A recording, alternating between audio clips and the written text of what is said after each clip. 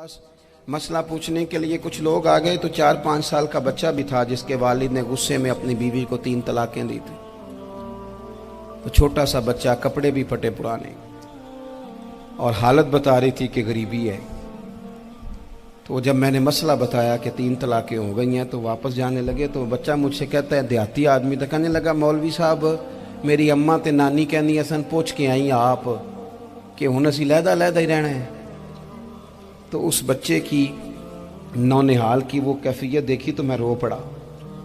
मैंने कहा यार ये बच्चा बेचारा माँ बाप के होते हुए ये यतीमों जैसी जिंदगी गुजारेगा क्योंकि बाप ने तलाक दे दी। किस तरह मसाइल नहीं बताए लोगों को, तालीम से आगाही नहीं किया। और इसमें बहुत बड़ा जुल्म है उन लोगों का भी जो जनाजे पे खड़े होके तो कह देते हैं, मेरी तरह के लोग अच्छे उलमा की बात नहीं करता, वो कह देते हैं देखो जी लोगों को जनाजा नहीं आता। भैया आपने किस दिन इशा के बाद क्लास लगाई थी जनाजा सिखाने की? ये तो आपने कह दिया लोगों को कुरान जी ठीक नहीं आता। तो यहाँ तो बेचारी बीबियां जिनको सही पढ़ना नहीं आता वो मिशन बना लेती हैं कि मैंने इतने 100 को कुरान पाक पढ़ाना है, बेवा हो गई हूँ, तलाक याफ्ता हो गई हूँ, सारी जिंदगी कुरान पढ़ाऊंगी। हम क्यों ये मिशन नहीं बनाते, क्यों इस तरफ सफर नहीं करते? एक तो दीनी मालूमात में, दीनी उलूम में अपने आप को लगाएं और ज़ौक़ पैदा करें कि जो चीज़ें मुझे नहीं आती मैंने वो सीखनी है, जो मामलात मुझे नहीं आते मैंने उनकी तरफ सफ़र करना है। एक तो अपना ये मिजाज बनाएं। और जब आप दीनी उलूम सीखते हैं तो पता है कौन सा मंजर कायम होता है? मंजर वो बनता है कि हज़रत अबू हुरैरा भी दीन सीखा करते थे, हज़रत अब्दुल्ला इब्न उमर भी असहाबे सुफ़ा में रहा करते थे, हज़रत अनस बिन मालिक भी रहा करते थे।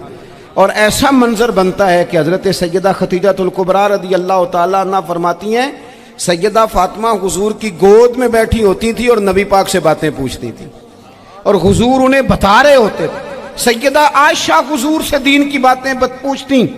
चौथा हिस्सा हमारी फिका के उसूल हजरत फातिमा की, हजरत आयशा सिद्दीका की मरवियात पर मबनी है। अगर हमारी बच्चियां छोड़ दें डाइजेस्ट पढ़ना, छोड़ दें इधर उधर की मूवी देखना और वो किताबों सुन्नत पर आ जाएं तो बहुत सारे मसाइल ऐसे हैं जो उलझने से पहले ही सुलझे हुए हों। दीनी तालीम का मिजाज और ज़ौक़। और दूसरी आयत करीमा मैंने तिलावत की, अल्लाह करीम ने कुरान मजीद में फरमाया, या अय्युहल्लज़ीना आमनू कू अनफुसकुम व अहलीकुम नारा, ऐ ईमान वालों खुद भी दोज़ख की आग से बचो और अपने घर वालों को भी बचाओ। ओ वालिद, वो माँ जो बच्चों को भूख से बचाने के लिए मेहनत करती है, उनको मायूसी से बहुत सारे माँ बाप ऐसे होते हैं जिनके पास कपड़े लेने के पैसे नहीं होते ईद पे। क्यों? अजान शुरू होगी जी, अजान सुने जी। अजीज भाई, जिस तरह हम अपने बच्चों को देखें, बहुत सारे माँ बाप के पास गुंजाइश नहीं होती, लेकिन इस नीयत से कि बच्चों के दिल टूट जाएंगे, ईद पे कैसे गुजारा करेंगे, मुश्किल से भी कपड़े खरीद के देते। इस तरह हम अपने बच्चों को भूख से, प्यास से, मायूसी से बचाते हैं। इस तरह हमारे रब ने हमारे ज़िम्मे लगाया है कि तुम अपने बच्चों को कोशिश करो दोज़ख की आग से बचाने की। हज़रत उमर फ़ारूक रज़ी अल्लाह तआला अन्हु ने अर्ज़ किया था, या रसूल अल्लाह सल्लल्लाहु तआला अलैहि वसल्लम, इस आया करीमा का माना क्या है? तो महबूब करीम अलैहिस्सलाम ने फरमाया, उमर, जिन चीज़ों का अल्लाह तुम्हें हुक्म देता है तुम अपने घर वालों को उन चीज़ों का हुक्म दो, जिन चीज़ों से रब रसूल तुम्हें मना करते हैं अपने घर वालों को उनसे रोको। अपने घर के अंदर निफाज़े दीन करने की कोशिश करो। मेरे भाई, बहुत ज़्यादा आजमाइश है हमारे घरों में, बेचैनियाँ हैं, इज़्तिराब है, बच्चों में सख्ती है, बहन भाई एक दूसरे के साथ लड़ते हैं, मिजाजों में तलखी आ गई। क्यों भला?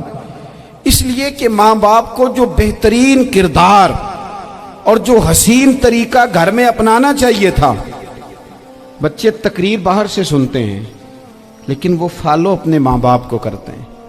अगर माँ बाप में हौसला हो, सब्र हो, इत्मीनान हो, खुददारी हो, थोड़े पर गुजारा करने का मिजाज हो। देखे ना, आज डिप्रेशन है, टेंशन है, पैनिक्स अटैक्स हैं, बड़ी सारी चीज़ें आ गई हैं। क्यों भला?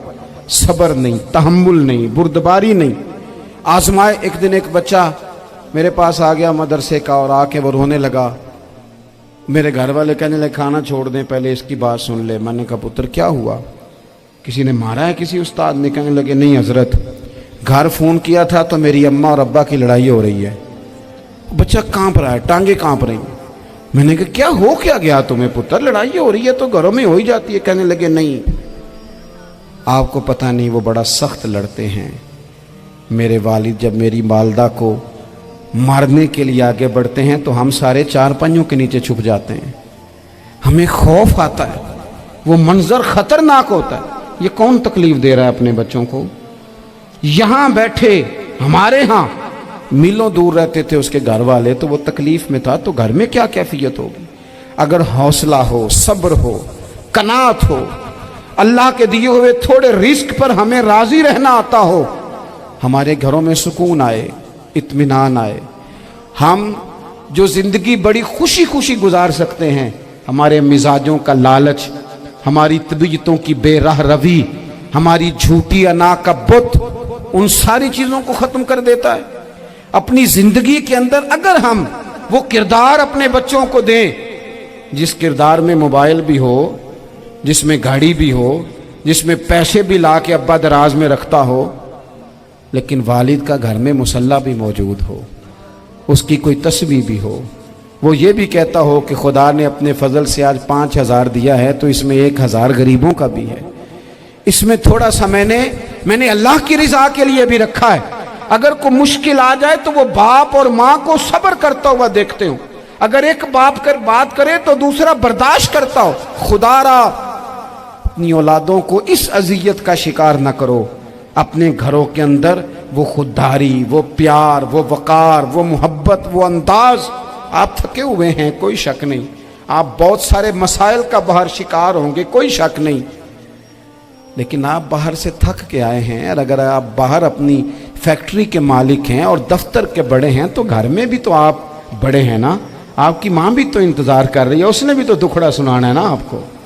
آپ یہ دیکھیے کہ آپ کے بچے بھی تو انتظار کر رہے ہیں, وہ چاہتے ہیں کہ ابا آ کے بیٹھیں تو ہم ان کے سینے پہ چڑھ کے تھوڑا کھیلیں. آپ کی اہلیہ منتظر ہیں. کچھ باتیں بیوی کسی اور سے نہیں کہہ سکتی, صرف اپنے شوہر سے کہتی ہے, لیکن وہ تو آتے ہی جلال میں آ گئے صاحب. وہ کہنے لگے تو بڑی نالائق ہے, میں تھکا ماندہ آیا ہوں اور تو نے مجھے کہانی سنا دی ہے. وہ اس خاتون سے شدت کے ساتھ پیش آنے لگے. میرے رسول پاک کی حیات نور کو دیکھو, حضرت ام ایمن حضور کی رضائی والدہ ہیں, ان کی بھی خدمت ہو رہی ہے. حضرت حلیمہ سعدی آ رہی ہیں تو خدمت ہو رہی ہے. حضرت عباس حضور کے چچا ہیں تو کریم فرماتے ہیں میرے چچا ہیں باپ کی جگہ پہ.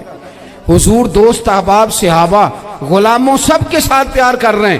9 ازواج مطہرات ہیں گھر کے اندر, اور کیفیت یہ ہے کہ حضور صرف ان کی ضرورتوں کا ہی خیال نہیں کرتے, خواہشات کا ہی خیال نہیں کرتے, بلکہ میرے کریم کا طریقہ یہ ہے کہ کوئی بندہ آج بول کیا رہا ہے, وہ کہاں کھڑا ہے آج, اس کے جملے کس طرح کے ہیں, اس کا لہجہ کس طرح کا ہو گیا ہے اور اسے ٹھیک کیسے کرنا ہے. محبوب اس کا خیال فرماتے, توجہ کرتے. میں کہتا ہوں کہ ہم سب کو شوق آیا ہے آرام کرنے کا. میں صبح 11 بجے سے پہلے اپنے گھر سے نکل آیا تھا, اور یہ وقت آ گیا ہے اور رات کو خدا جانے کس وقت گھر پہنچنا ہے. کئی دفعہ کیفیت یہ ہوتی ہے کہ گاڑی سے اترتے ہیں تو پھر دل کرتا ہے کہ کوئی اٹھا کے چلائے نہ کبھی. اس کے باوجود بہت سارے لوگ ناراض رہتے ہیں کہ ہم سے مل کے نہیں گئے, فوٹو نہیں کھنچوا کے گئے, فلانی جگہ چائے نہیں پی کے گئے. یہ تسلسل ہے. لیکن میں جتنا مرضی تھکا ماندہ گھر جاؤں گا نا, کبھی ایسا نہیں ہوا کہ میں گھر جاؤں تو بڑی ٹینشن میں جاؤں. میری گھر والی ایک دن مجھ سے کہنے لگی آپ نے کبھی نہیں کہا کہ میں تھکا ہوا آیا. بندہ تھک بھی تو جاتا ہی ہے نا, کبھی کہاں کرے نا. میں نے اسے کہا پتہ کیوں نہیں کہتا, اس لیے نہیں کہتا کہ میں نہیں چاہتا کہ میرے بچے یہ کہیں کہ ہم نے دین نہیں پڑھنا, ہمارا باپ تو بڑی مشکل میں ہے. ہم اپنے کام کے بارے میں اپنے گھر میں شکوے کرتے ہیں. آپ کسی بچے سے پوچھ لیں کون سا کام کرنا ہے, کہنا جڑا ابا جی کر دے رہے ہیں وہ نہیں کرنا. کیوں کہ ابا جی ہر روز تو کہتے ہیں میں بڑا الجھ گیا ہوں, یہ کام بڑا مشکل ہے. میں چاہتا ہوں کہ میں اپنے بچوں کو یہ بتاؤں کہ پتر میں تو جدھر جاتا ہوں پھول ہی پھول ہیں. میں تو جدھر سے گزرتا ہوں محبت ہی محبت ہے، میں تو جدھر سے دیکھتا ہوں دعائیں ہی ملتی ہیں، تاکہ ان کا شوق پیدا ہو۔ میرے عزیز، آپ تھوڑا سا دل بڑا کریں۔ اگر آپ ایک کی وجہ سے پورا گھر سکون میں آ جاتا ہے تو آپ دل بڑا کیوں نہیں کرتے؟ جگہ ڈھونڈتے ہیں بس مجھے کوئی تنگ نہ کرے، کوئی میری باپ ماں بدولت کو کوئی پریشان نہ کرے۔ بخاری شریف سنیے، حضرت عائشہ صدیقہ رضی اللہ تعالیٰ عنہ بیٹھی ہیں، حضور فرمانے لگے عائشہ آج ایک بات نہ بتاؤں تمہیں؟ یا رسول اللہ بتائیے۔ حضور فرمانے لگے جب تم مجھ سے ناراض ہوتی ہو تب بھی مجھے پتہ چل جاتا ہے، اور جب راضی ہوتی ہو پھر بھی پتہ چل جاتا ہے۔ تو حضرت سیدہ عائشہ صدیقہ بات سن کے بڑی خوش ہوئی، یا رسول اللہ وہ کیسے؟ حضور فرمانے لگے کبھی کبھی تم قسم اٹھاتی ہو۔ یا رسول اللہ ہاں۔ فرمایا جب ہوتی ہو نا راضی، خوش، تو پھر کہتی ہو مجھے رب محمد کی قسم صلی اللہ علیہ وسلم، پھر تم میرے نام کے ساتھ رب کریم کا نام ملا کے قسم اٹھاتی ہو، رب محمد کی قسم۔ یا رسول اللہ بالکل ایسے ہی ہے۔ اور فرمایا جب تمہارے دل میں کوئی بات ہوتی ہے نا تو پھر تم کہتی ہو مجھے رب ابراہیم علیہ السلام کی قسم، پھر تم رب محمد نہیں کہتی۔ یہ بخاری مسلم میں موجود ہے۔ حضرت عائشہ صدیقہ نے تو بات سنی تو کھل گئی طبیعت، کہنے لگی کریم صدقے جاؤں، یہاں تک خیال فرماتے ہو؟ کس کے جملے کہاں پہنچ گئے، یہاں تک خیال ہے؟ فرمایا مجھے پتہ چل جاتا ہے کہ تمہاری کیفیت کیا ہے، کہاں کھڑی ہو۔ اور بھئی ہم تو اپنی ماں کا بھی خیال نہیں رکھتے۔